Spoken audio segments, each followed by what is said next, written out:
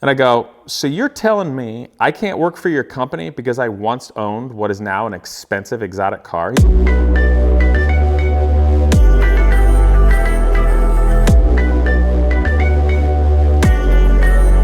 What's up, guys? For all my young friends out there, starting your careers and going somewhere, doesn't matter what your field is, I got a piece of information from a hard lesson I learned that y'all need to know. So, we live in the age of social media. Yeah, no crap, okay?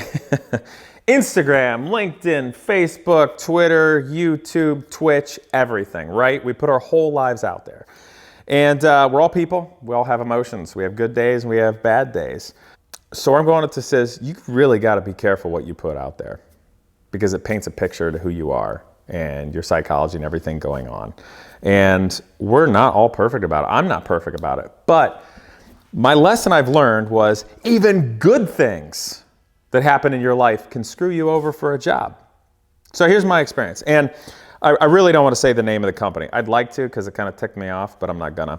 So I'll just say this: Fortune 500 company, internationally known, engineering based, etc. Loads of jobs all over. Anyway, quite some time back when I was doing Genius Garage, obviously not getting paid for that. I was building an organization, mentoring, donating my time to that. Someone I knew said, Casey, why don't I hook you up with this HR guy at this company? And you can get a job, you can do Genius Garage on the weekends and evenings, grow it that way until it becomes big.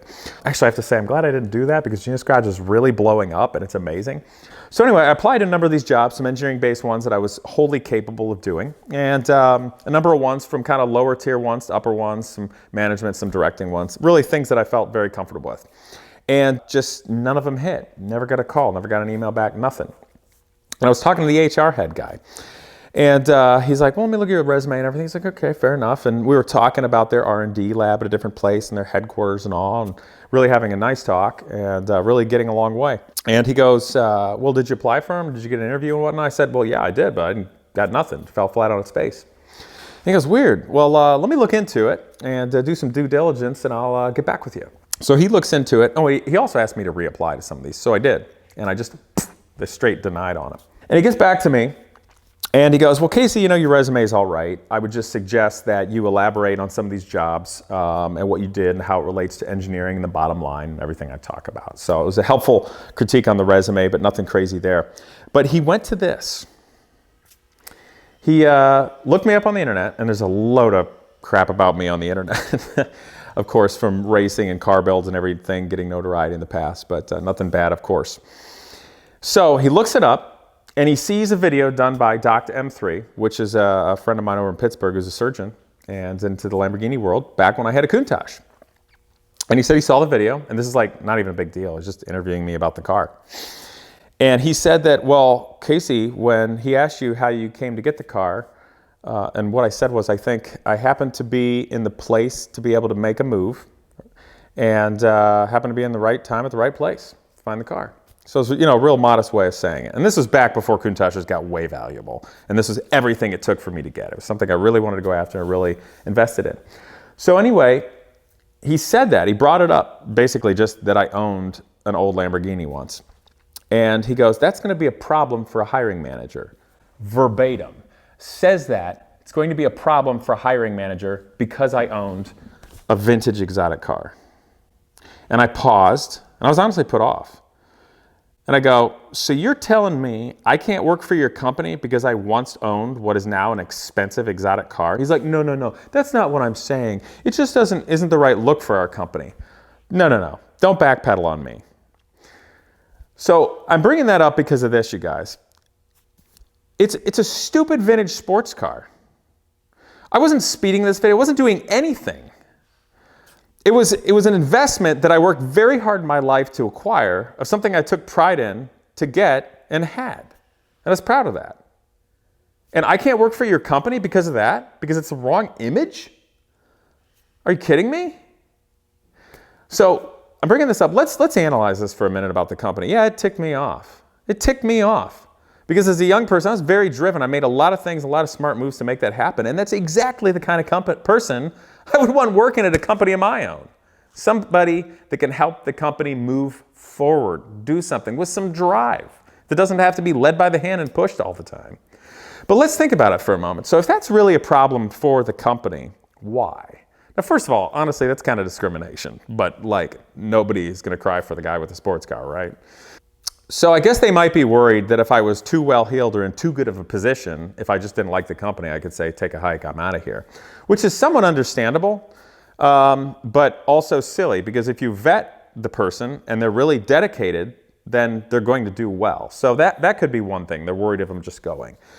The other one is if a person has too much gumption or the ability to make something happen on their own, or they're concerned with isn't like in debt where they have to work every 2 seconds. The problem is they might get pushback from that person.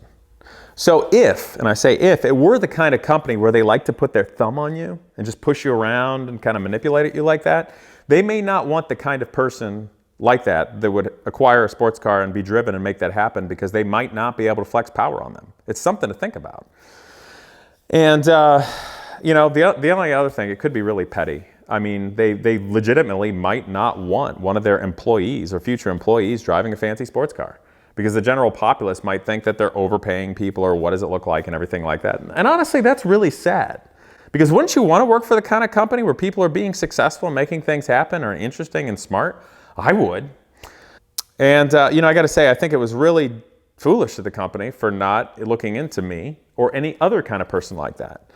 Because, you know, when I interview young people and other individuals, the ones that have shown great drive to accomplish something they set their mind out to and do it well, make for incredible people. They really can. So I think that's a really sad thing and a really missed opportunity for that company. And perhaps that company, instead of looking at, you know, a 0.5% growth over a fiscal year, maybe if they hired some more driven people, they'd be looking at better gains. But coming back to where I started with this story, to all you guys out there, and you guys are mostly guys, I've seen the demographics.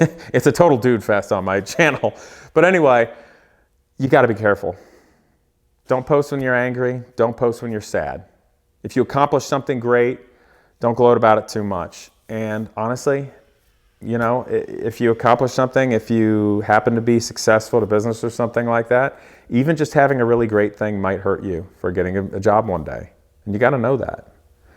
Obviously, stay away from things that are illegal and foolish and reckless and all that, because it does matter. So I just want to look out for you guys. Think about that. Even if what you're posting on social media is private, always be thinking that it's public. Think of yourself as a public figure. You know, I told a young military friend of mine, I said, you got to think about yourself now, even though you're young, going into the military with what you post. Just pretend you're already like a Blue Angel or a Thunderbird, and you're representing your entire military branch to the world with what you post. Like, you still have your opinion and fight for what you believe in and stand up for what you believe in and have your political views and everything like that. But just remember, you're being a leader and role model. So I wanted to have this talk with you guys that, you know, even good things can mess you up. You know, I once achieved getting a car I've always wanted my whole life, and it screwed up my ability to even get an interview at a job like that. How lame is that? Really disappointing. So extrapolate that, guys. You're smart, but be careful. I want to see you be successful. In the meantime, I hope you comment, like, and subscribe. See you guys next time.